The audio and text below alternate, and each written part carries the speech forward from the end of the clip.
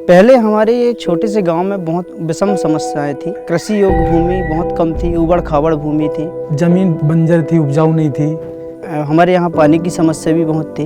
तो है ना, पानी पीने के भी पानी बहुत दिक्कत है। तो नदी से लाते थे, रेत ऐसे उगारते थे। खेती पे भी ज़्यादा उत्पादन नहीं होता था, तो घर के खर्चे चलाना बड़ा मुश्किल था। हमारे पास उतनी आय नहीं थी कि हम जमीन को सुधरा पाएं। गरीबी हमारे ऊपर व्याप्त थी और हम कर्ज में डूबे हुए थे। तो इस वजह से हमें पैसे कमाने के लिए, घर का खर्चा चलाने के लिए बाहर पलायन करते थे हम लोग।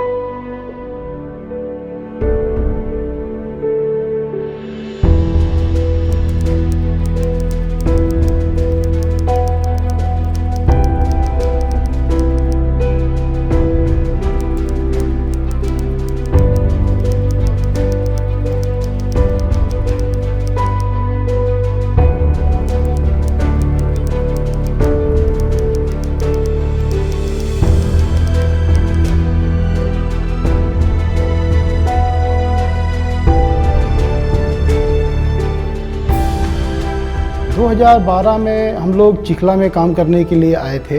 तो यहाँ पर मुख्य समस्याएं जो थी, ज़मीन काफ़ी बंजर थे, खेतों तक पानी पहुँचना बहुत ही मुश्किल था।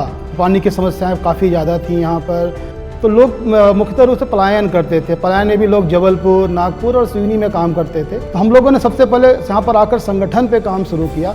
संगठन तैयार होने पे गांव वाले मिलकर अपना विलेज डेवलपमेंट प्लान बनाया, जिसे ग्राम विकास योजना बोलते हैं, कि क्या क्या काम करना है, उनका ये लोग निर्धारण अपने अपने कामों का किए। रिलायंस फाउंडेशन जब आया तो उन्होंने कृषक विकास संगठन करके एक संगठन का निर्माण किया।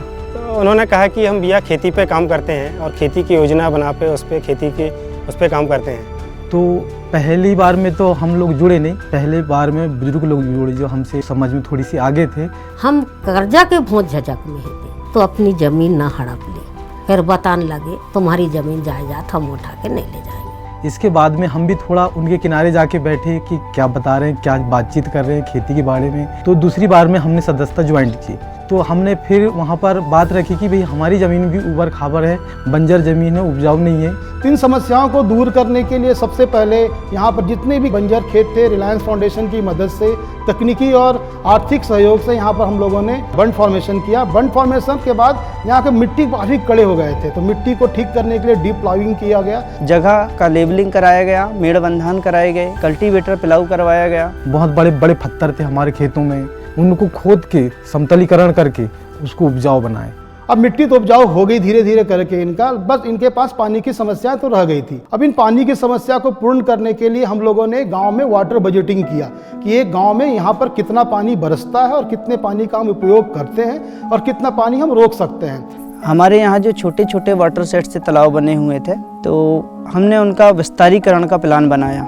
फिर रिलायंस फाउंडेशन के माध्यम से मशीनें आई, तालाबों को गहरीकरण करवाया गया और डबरा डबरी बनवाया गया खेतों पे। तो अभी हमारे चिखला ग्राम की जमीन पानी की पर्याप्तता है। हमारे जो खेत हैं वो सही होने के कारण उनमें पैदावार बढ़ी है। जो बाकी ज़मीन जिस पे खेती नहीं करता था, तो उस पर भी मैंने खेती करना चालू कर दिया। उत्पादन बढ़ने के बाद अभी भी गांव में समस्याएं तो थी। बाजार पे बिचौलियों का भी कब्जा था। रिलायंस फाउंडेशन ने 2010 में एक पीसी को निर्माण किया था गांव के विकास के लिए। अभी करीब 200 टन मक्का हम लोगों ने गांव से खरीदा है और उसको इनाम के माध्यम से मंडी तक ले गए और उसको अच्छा भाव दिलाने में हम सक्सेस हुए हैं। इससे फायदा क्या हुआ कि लोगों को बिचौलियों से मुक्ति मिली। इससे फिर मेरी आमदनी पे थोड़ा बदलाव आया। पहले तो 25,000 की आय होती, अब तो 80-90 में पहुँचने लगी। अब जब से उत्पादन इनका बढ़ना शुरू हुआ, जो बाहरी लोग माइग्रेट करते थे, जो पलायन करते थे, वो लोग धीरे धीरे अब खेती पर विश्वास करने लगे और वापस गांव आने लगे और खेती करना वो लोग शुरू किए। आज कम से कम 1 क्विंटल की जगह में 10 क्विंटल पका रहे हैं। तो इसकी वजह से तो मैं अभी बाहर पलायन नहीं कर रहा हूँ, घर पे ही बढ़िया खुशहाल।